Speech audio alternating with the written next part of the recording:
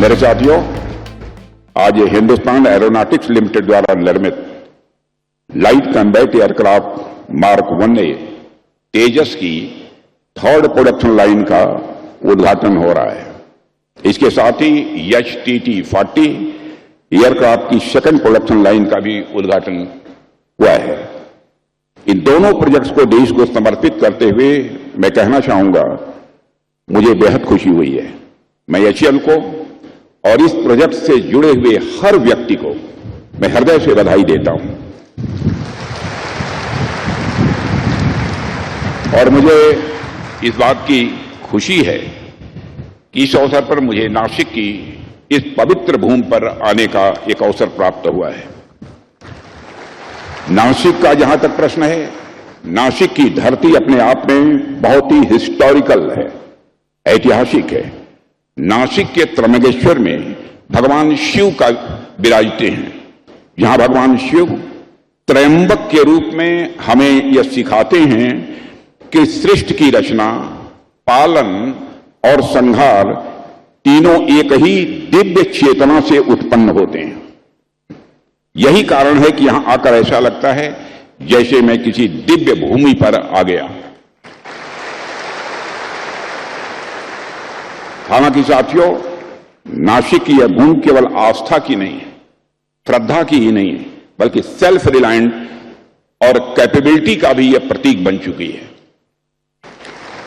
यहां एक और आस्था है तो वहीं दूसरी ओर इसी नासिक की धरती पर हिंदुस्तान एरोनॉटिक्स लिमिटेड का एक गौरवशाली कैंपस भी राष्ट्र की रक्षा शक्ति को सिंबलाइज करता है, यानी उसका प्रतीक बनकर खड़ा है।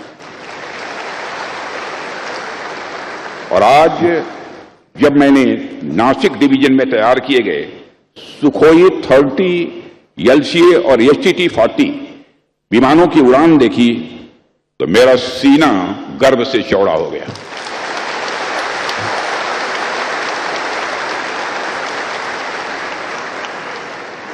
उनकी उड़ान रक्षा क्षेत्र में भारत की, मैं मानता हूं, मैं इस रूप में देख रहा था, यह भारत की आत्मनिर्भरता की उड़ान है। यह भारत के सेल्फ रिलायंस की एक फ्लाइंग है। साथियों, नासिक में स्थित HAL का भी अपना एक बहुत ही गोल्डन हिस्ट्री है, स्वर्णिम इतिहास है। कभी यहां MiG-21 और MiG-27 जैसे दिग्गज फाइटर जेट्स का निर्माण और ओवरहॉल होता था, और आज यह संस्थान मॉडर्न सुखोई 30 और जेट्स का प्रोडक्शन हाउस बन चुका है।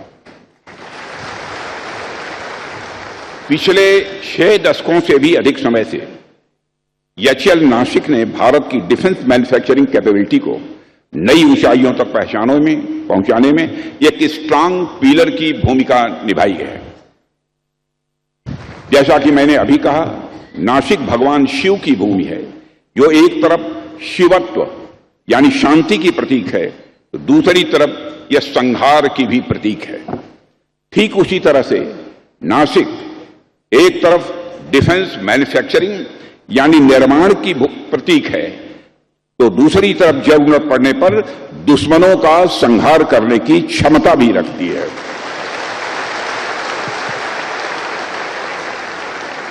तो एक तरह से नासिक में भी, इस कैंपस में भगवान शिव की भावना दिखाई देती है।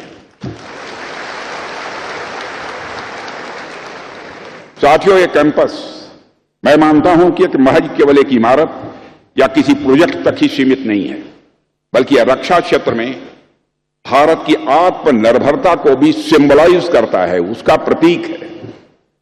जब मैं आत्मनिर्भरता की बात कर रहा हूं तो मेरे जेहन में वह पूरी यात्रा भी चल रही है जिसकी शुरुआत हमने 2014 से की है, और आप सबने तो डिफेंस सेक्टर में भारत की बदलती भूमिका को साफ साफ अपनी नंगी आंखों से देखा है। एक समय था जब देश में रक्षा की जरूरतों को पूरा करने के लिए अन्य देशों पर हमारा देश निर्भर था, और लगभग 65 to 70% डिफेंस इक्विपमेंट इंपोर्ट किए जाते थे।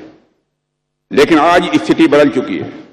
अब भारत 65% मैन्युफैक्चरिंग अपनी ही धरती पर कर रहा है। और बहुत जल्द ही हम अपनी डोमेस्टिक मैन्युफैक्चरिंग को 100% तक ले जाना चाहते हैं। यह हमारा संकल्प है।